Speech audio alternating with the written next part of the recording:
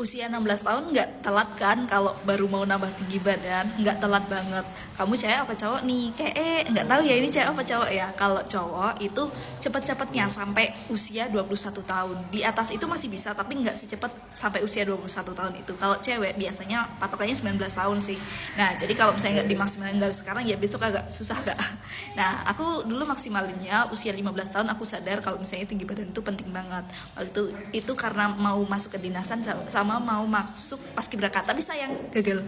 Nah gagal karena apa ya, taunya cuma teori-teori ibaratnya yang di iklan ya, tinggi itu ke atas bukan ke samping. Nah terus apa lagi ya, olahraga kayak gitu kan katanya orang-orang zaman dulu harus olahraga kayak gitu, ternyata ya nggak nambah gitu, nggak nambah.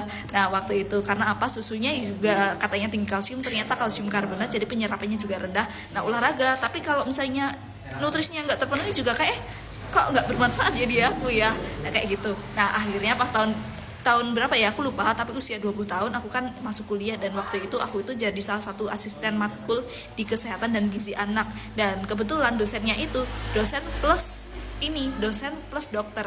Nah jadi aku ibaratnya banyak belajar di situ, dan aku cerita juga, dia kan ini cerita bukan cerita ya, ngajar gitu ya, kebutuhan anak itu apa aja, ada salah satunya ya kalsium itu penting buat pertumbuhan tinggi badan. Nah aku tanya tuh di situ, Bu, aku usia 15 tahun kan masih pertumbuhan, kenapa nggak bisa nambah tinggi? Nah nutrisimu gimana San?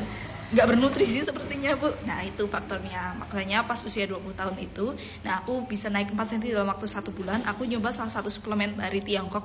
Nah waktu itu kebutuhan nutrisi harianku tak penuhin, dan akhirnya aku bisa naik 4 cm dalam waktu 1 bulan. Coba aja kalau misalnya aku tahu ini di tahun ini ya, tahun 2018 ya, pas aku masih SMA ya, mungkin nggak ngerasain ya namanya gagal kedinasan dan lain-lain.